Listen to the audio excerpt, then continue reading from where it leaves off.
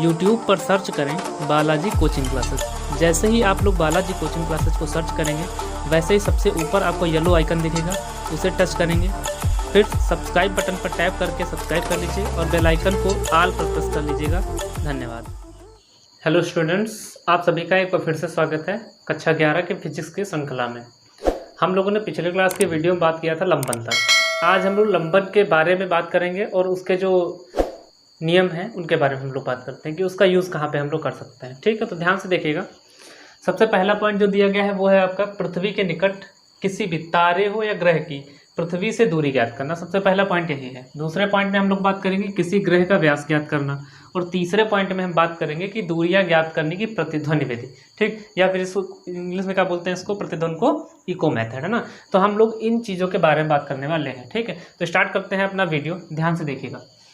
पहला तो यही है कि पृथ्वी के निकट तारे की पृथ्वी से दूरी ज्ञात करना।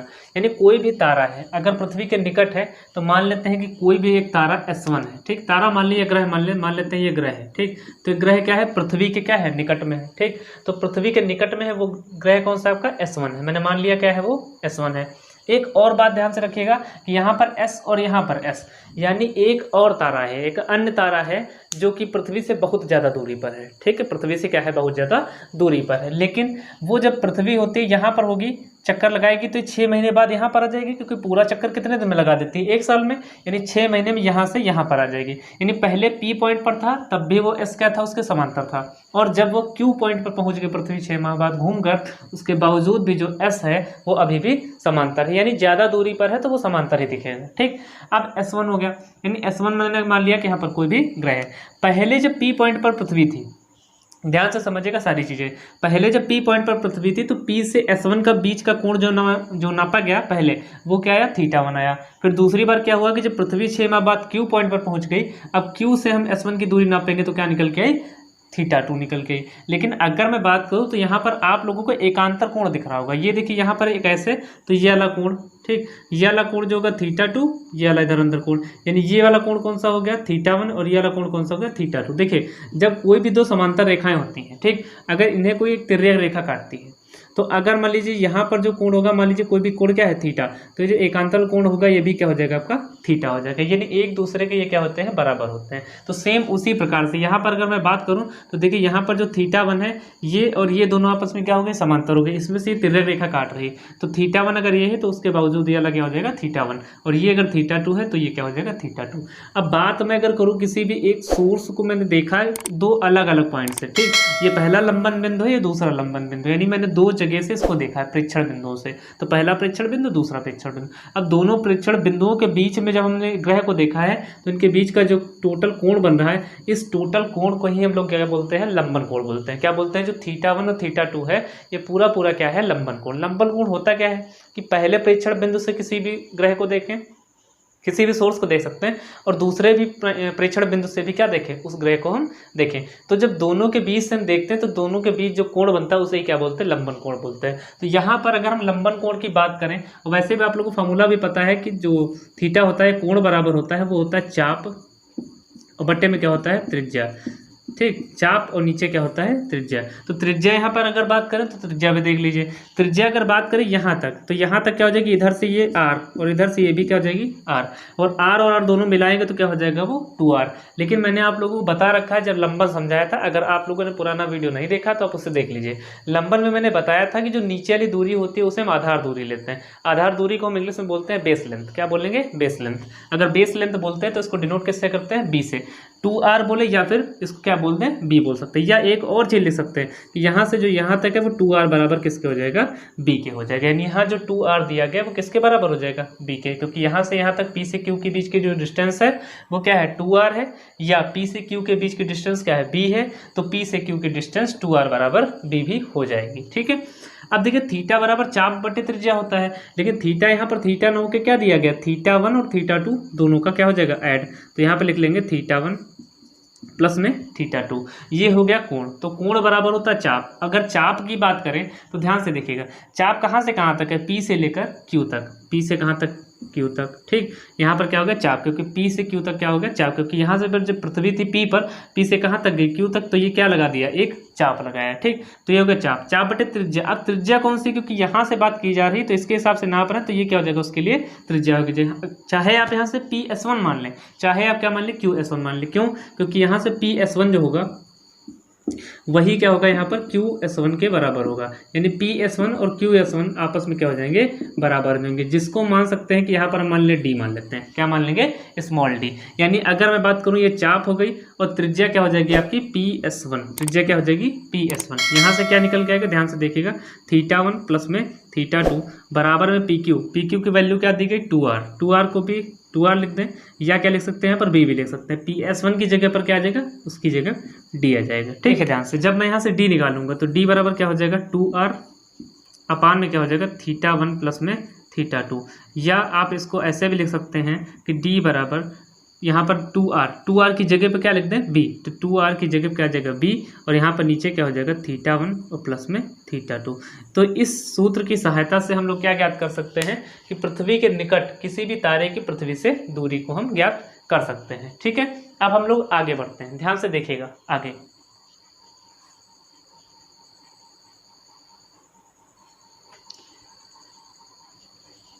चलिए, हम थोड़ा स्पीड में इसलिए बता रहे हैं क्योंकि पिछले वीडियो में हम लोगों ने उस पर बात कर चुके हैं। ठीक है, लंबन के बारे में मैंने बता रखा है, उसमें थोड़ा सा एक मैंने एग्जांपल भी दिया था छोटा सा, आप लोग वह वीडियो जरूर देख लीजिएगा, क्योंकि लगातार सीरीज़ के माध्यम से अगर आप देखते चलेंगे तो आपको पुरानी चीज़ें रिवाइज होती रहेंगी और नई चीज़ें आपको अच्छे से समझ में आएंगी। अगर आप बीच क्लास में आ रहे हो तो समझ तो आएगा, लेकिन आपको वो चीज़ें बिल्कुल क्लियर नहीं बैठ पाएंगी। क्यों, इसका भी रीज़न है क्योंकि आपने पुरानी वीडियो नहीं देखी। अगर पुरानी वीडियो आप देखते चल रहे हैं तो आपको चीज़ें बिल्कुल समझ में आ रही होंगी। ठीक है, तो अब बात करते हैं इस पर।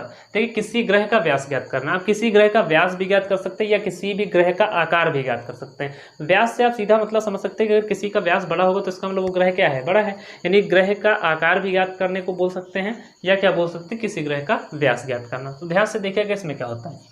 मान लेते हैं कि एक कोई ग्रह है, मान लेते हैं क्या है, कोई एक ग्रह है, उसके दो छोर हैं। ठीक, पहला छोर आपका A है और दूसरा छोर क्या है B है, यानी दो पॉइंट दिए गए हैं, पहला पॉइंट A और दूसरा पॉइंट B है। यहाँ पर देखिए नीचे ये आपका यहाँ पर पृथ्वी है। ठीक, नीचे यहाँ पर क्या मान लिया गया पृथ्वी है। अब O पॉइंट यहाँ पर कोई भी एक मान लिया गया है। पहले हम क्या करते हैं कि इस O पॉइंट से पहले हम A को देखते हैं, फिर इसी O पॉइंट से हम क्या देखते हैं B को देखते हैं, यानी यहाँ पर प्रेक्षण बिंदु A और प्रेक्षण बिंदु B को हम O पॉइंट से देखते हैं। तो जहाँ से देखते हैं तो इन प्रेक्षण बिंदुओं के बीच में कोण क्या बनता है, थीटा बन जाता है। कोण क्या बन जाएगा, यहाँ से थीटा बन जाएगा। तो सेम फिर से वही कॉन्सेप्ट क्या लगाएंगे, कोण बराबर चाप बटे में त्रिज्या। कोण बराबर क्या हो जाएगा, चाप बटे त्रिज्या। यहाँ पर कोण क्या दिया गया, तो थीटा। कोण क्या है यहाँ पर, थीटा। थीटा बराबर क्या लिखेंगे, चाप। चाप की बात अगर करें तो चाप क्या है यहाँ पर है, AB। चाप क्या है यहाँ पर, AB। और नीचे अगर बात मैं करूँ यहाँ पर त्रिज्या की, तो त्रिज्या की क्या हो जाएगी, OB। त्रिज्या क्या हो जाएगी, OB। यहाँ पर एक चीज फिर समझिए, यहाँ पर आप चाहे OA बराबर किसके कर देंगे, OB के, और ये सब बराबर किसके हैं, D के। अब यहाँ भी D है और यहाँ भी D है, क्योंकि ये डिस्टेंस दोनों जगह क्या हो जाएगी, सेम है। तो OA बराबर किसके, OB के, और OA OB किसके बराबर है, तो D के। यानी आप यहाँ पर OB भी लिख सकते हैं, यहाँ पर OA भी लिख सकते हैं, यहाँ पर D भी लिख सकते हैं। तो इसको जब सही करेंगे तो थीटा बराबर क्या हो जाएगा, AB अपॉन में D। यहाँ पर क्या निकल के आएगा, थीटा बराबर AB अपॉन में D। लेकिन अभी ये पूरा नहीं हुआ क्योंकि मुझे D चाहिए, डिस्टेंस चाहिए। तो D बराबर क्या हो जाएगा, AB अपॉन में थीटा। ठीक है, D बराबर क्या बन जाएगा, AB अपॉन में थीटा बन जाएगा। अब देखिए इसे थोड़ा और मॉडिफाई कर सकते हैं, कैसे, ध्यान से देखिएगा। मैंने फिर बताया था कि जो प्रेक्षण बिंदु होते हैं, इन प्रेक्षण बिंदु जैसे यहाँ पर था P और Q प्रेक्षण बिंदु थे, वैसे यहाँ पर A और B प्रेक्षण बिंदु हैं। अगर P और Q के बीच की डिस्टेंस क्या थी, B थी, तो यहाँ पर AB की भी डिस्टेंस क्या हो जाएगी, B हो जाएगी। यानी AB की जगह पर क्या लिख सकते हैं आप, B लिख सकते हैं। AB की जगह क्या लिख देंगे, B लिख देंगे। यानी यहाँ पर बन के क्या तैयार होगा, मैं यहाँ पे लिख देता हूँ, छोटा सा ध्यान दीजिएगा। AB की जगह क्या लिख देंगे, B, और नीचे क्या हो जाएगा, थीटा। यानी मेन फार्मूला आपका बन गया D = B by theta. D = B by theta. यहाँ पर B क्या है, तो आधार दूरी है। B क्या है, आधार दूरी। अब हम लोग बढ़ते हैं अपनी तीसरी पर, जो कि है दूरियां ज्ञात करने की प्रतिध्वनि विधि। ये इंपॉर्टेंट भी है और अच्छी भी है, ध्यान से समझिएगा, बहुत आसान है। देखिए प्रतिध्वनि, प्रति का मतलब मैं समझा रहा हूँ, उसको ध्यान से देखिएगा। कि मान लेते हैं कि यहाँ पर कोई एक पहाड़ी है। ठीक, ये क्या है आपका, कोई एक पहाड़ी है। अब पहाड़ी हो या कोई भी चीज़ हो बड़े आकार की होना चाहिए। ये जरूर ध्यान रखना कि यहाँ पर जो भी चीज़ होगी वो क्या होगी, बड़े आकार की होगी। कैसी होगी, बड़े आकार की होगी। अगर मान लेते हैं कोई बड़े आकार की है, यहाँ पर आपकी कोई भी एक ध्वनि उत्पन्न हो रही है, ठीक, यहाँ से क्या हो रहा है, ध्वनि उत्पन्न हो रही है। अब ये ध्वनि क्या करती है, ध्वनि पहाड़ी तक ऐसे जाती है और पहाड़ी में टकरा कर वो वापस आती है। अच्छा आप लोग बताइए, देखिए एक काम करते हैं कि मान लीजिए आपने जो किसी भी चीज़ को आप धक्का देते हैं तो आप क्या करते हैं, क्रिया करते हैं, लेकिन वह वस्तु आप पर भी बल लगाती है न्यूटन के तृतीय नियम से, तो वो क्या है, आपका प्रतिक्रिया है। मतलब आप किसी चीज़ को करें और वो वापस आपको मिले, यानी प्रतिक्रिया का मतलब होता है कि आपने उसके साथ में कुछ पहले कर रखा है जिसका जवाबदेही में आपको मिल रहा है। तो वैसे सेम यहाँ पर भी होता है, जब आप उसको ध्वनि दे रहे हैं तो मिलेगा क्या, प्रतिध्वनि। क्या मिलेगा, प्रतिध्वनि। तो यहाँ पर क्या मिल जाएगा, प्रतिध्वनि। तो समझ में क्या आया आपको, समझ में आपको इतना आ रहा होगा कि अगर हम ध्वनि भेज रहे हैं तो प्रतिध्वनि वापस मिलेगी, क्रिया करेंगे तो प्रतिक्रिया वापस मिलेगी, यानी जो भी चीज़ दोबारा आपको मिल रही है वापस आके उसे में हम क्या जोड़ देंगे, प्रति जोड़ देते हैं। क्या जोड़ देते हैं, प्रति जोड़ देते हैं। ठीक, तो यहाँ पर देखिए ध्यान से क्या हुआ, अब ध्वनि गई उसमें पहाड़ी में टकराई और पहाड़ी में टकराने के बाद वो क्या हो गई, प्रतिध्वनि हो गई। तो इसे ही हम कहते हैं इको मेथड। क्या कहते हैं, इको मेथड या प्रतिध्वनि विधि। अब एक चीज़ समझने लिए ये है कि जहाँ पर ये वस्तु थी और ये यहाँ पर सोर्स थे, अब दोनों जो चीज़ें हैं यहाँ पर श्रोता हो जाएगा क्योंकि यहाँ से ध्वनि गई है, फिर यहाँ टकराई है, फिर टकराने के बाद वापस आई है। तो ये क्या होगा, परावर्तक सतह। यानी परावर्तक सतह और श्रोता के बीच की जो डिस्टेंस होती है वो ध्यान रखिएगा, पूछी गई है कई बार। वो जो डिस्टेंस होती है वो कितनी होती है, 17 मीटर होती है। वो दूरी कितनी होती है, 17 मीटर होती है। यानी परावर्तक सतह और श्रोता के मध्य में जो दूरी होती है वो कितनी होनी चाहिए, 17 मीटर की होनी चाहिए। वो न्यूनतम दूरी है, उतनी होनी ही चाहिए, वरना आपको फिर प्रतिध्वनि की आवाज़ नहीं सुनाई देगी। ठीक है, बढ़ते हैं आगे, ध्यान से देखिएगा।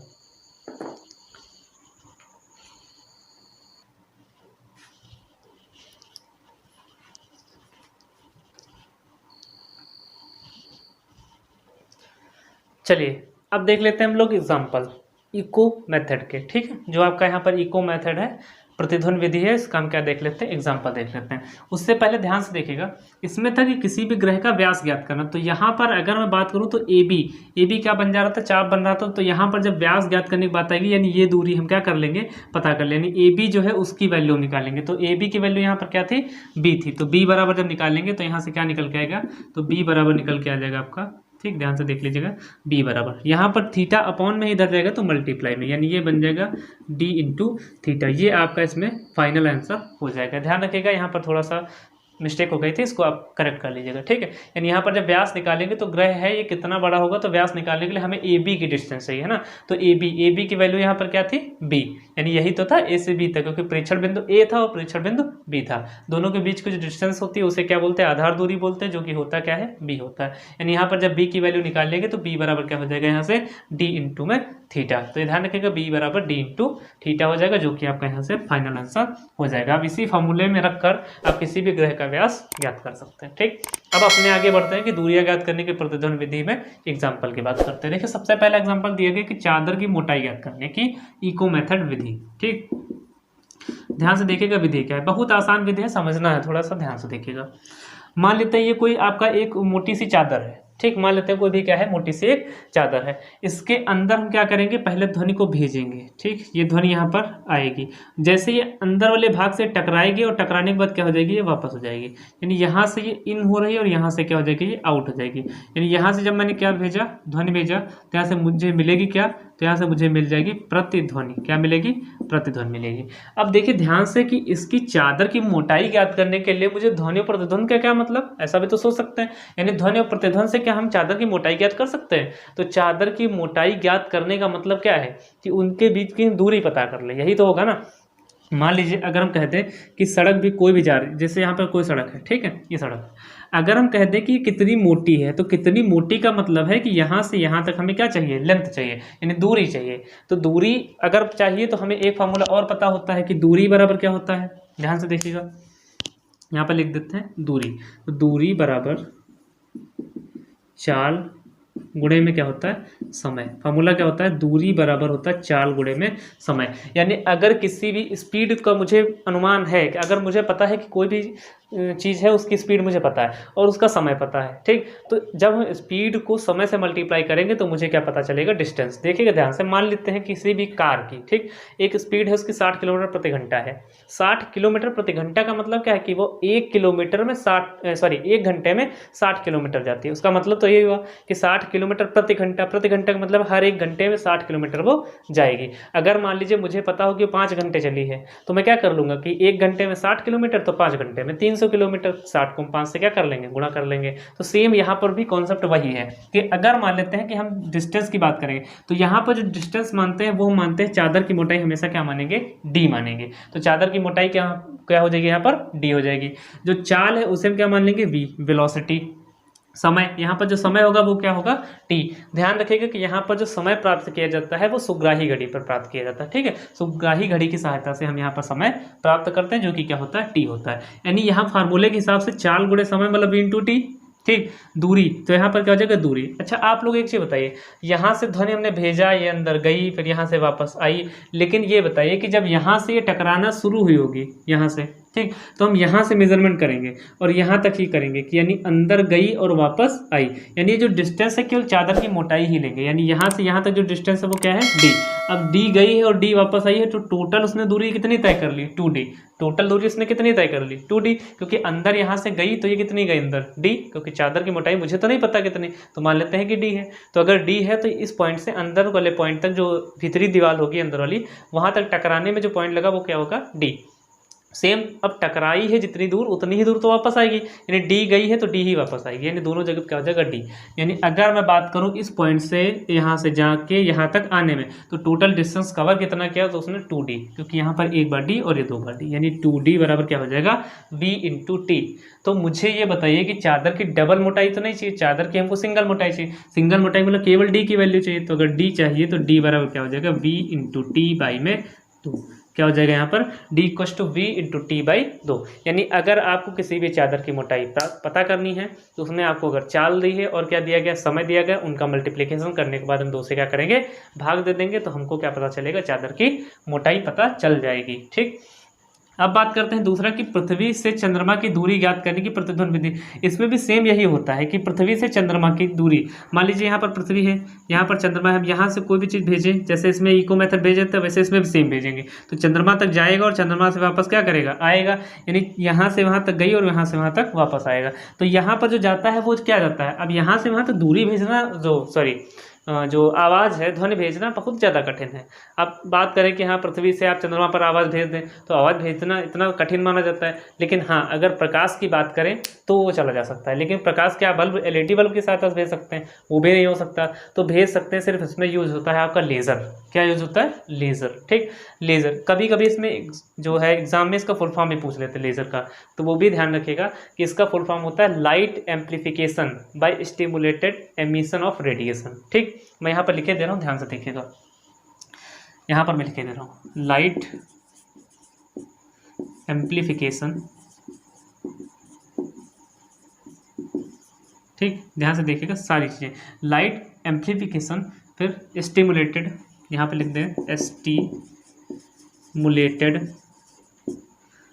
Bye emission of radiation, emission, single M होगा इसमें, एमिशन ऑफ रेडिएशन, ठीक।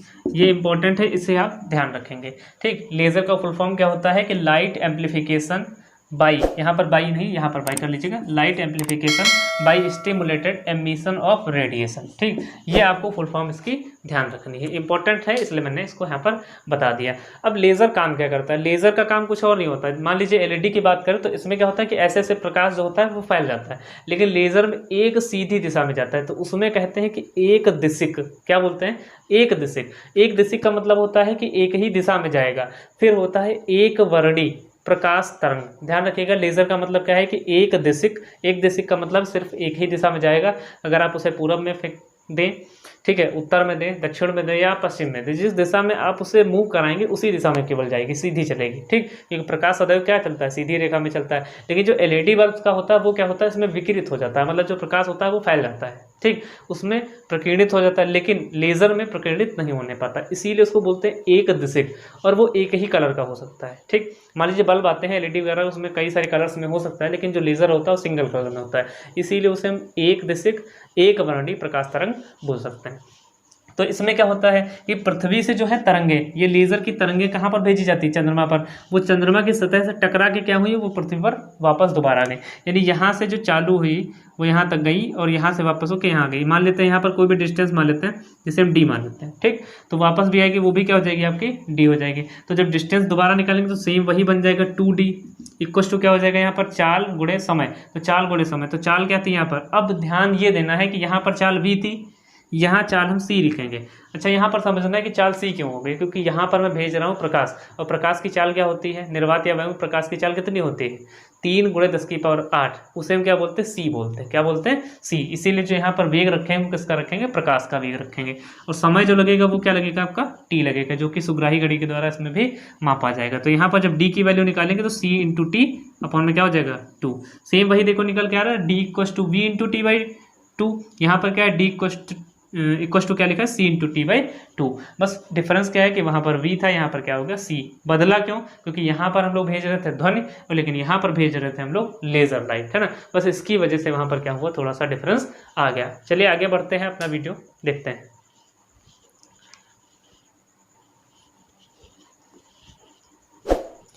चलिए अब हम बात कर लेते हैं कुछ अल्प दूरियों के मापन के बारे में। तो ध्यान से देखिएगा कि हम जब अल्प दूरियों का मापन करते हैं,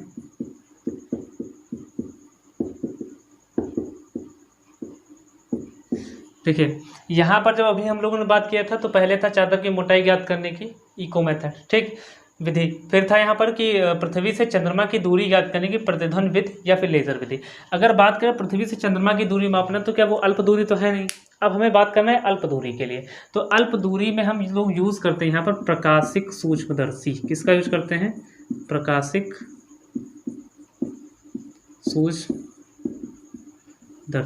ठीक, ये ध्यान रखिएगा। यहाँ पर हम किसका यूज़ करते हैं, प्रकाशिक सूक्ष्मदर्शी का यूज़ हम लोग करते हैं। लेकिन अगर मैं बात करूँ कि प्रकाशिक सूक्ष्मदर्शी देख कितना सकती है, तो इसे भी ध्यान रखिएगा कि ये 4000 एंगस्ट्रॉम से 7000 एंगस्ट्रॉम तक देख सकती है। इसे थोड़ा सा कन्वर्ट करना चाहें तो 4 × 10⁻⁻ का कितना हो जाएगा यहाँ पर 7। 4 × 10⁻⁻ कितना हो जाएगा, -7 से 7 × 10⁻⁻7 मीटर तक ये देख सकती है।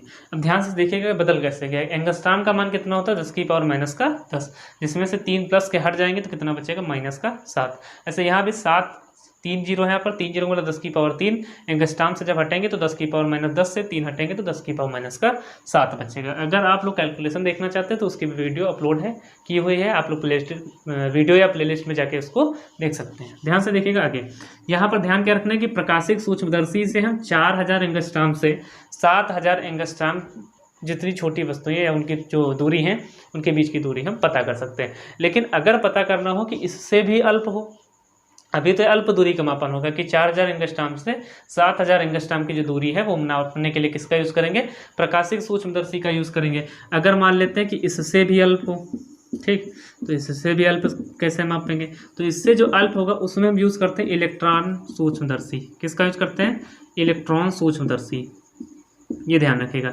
इसमें हम किसका यूज़ कर लेते हैं, इलेक्ट्रॉन सूक्ष्मदर्शी का, ठीक। जब इससे थोड़ा है छोटी, अब ये छोटी कितना माप सकती है, तो इसको भी ध्यान रखिएगा कि ये 1 एंगस्ट्रॉम तक भी माप सकती है, ठीक। 1 एंगस्ट्रॉम के बीच की अगर दूरी है तो भी उसे माप लेगी। 1 एंगस्ट्रॉम का मतलब कितना हो जाएगा, 10⁻⁻10 मीटर। यानी अगर 10⁻⁻10 मीटर को मापने को कहा जाए तो भी ये आसानी से उसे माप सकती है। लेकिन अब एक सवाल और उठता है कि अगर इससे भी अल्प किया जाए, ठीक, तो अगर इससे भी अल्प कर लेंगे, ध्यान से देखिएगा, इससे भी अल्प, तो अगर इससे भी अल्प, अब इससे अल्प क्या हो सकता है, जैसे अणु हो गए, ठीक, या परमाणुओं की त्रिज्या हो गई, ठीक, क्या हो गया, परमाणुओं की त्रिज्या।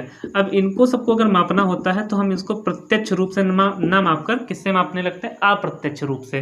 तो ये चीज़ यहाँ पर ध्यान रखने वाली है कि यहाँ पर क्वेश्चन कभी कभी ऐसे बन जाता है कि अगर इलेक्ट्रॉन सूक्ष्मदर्शी से भी मापने वाली कोई चीज़ नहीं है तो उसे हम किसकी सहायता से मापेंगे या किस प्रकार से मापेंगे। तो प्रकार की जब बात आएगी तो प्रत्यक्ष रूप से ना कहकर हम क्या कहेंगे, अप्रत्यक्ष। देखिए प्रत्यक्ष का मतलब होता है कि जब चीज़ें कोई सामने हो, जैसे मान लीजिए आप मेरे सामने बैठ के पढ़ें, ठीक, ऑफलाइन क्लास में, तो आप मेरे सामने प्रत्यक्ष हैं, लेकिन आप लोग अभी अप्रत्यक्ष हैं, ठीक, क्योंकि प्रत्यक्ष का मतलब होता है कि आप लोग मेरे सामने बिल्कुल हैं, अप्रत्यक्ष का मतलब है आपको मान रहा हूँ कि हाँ आप लोग सामने बैठे हैं, कैमरा को आप लोगों को ही मान के पढ़ाता रहता हूँ, ठीक।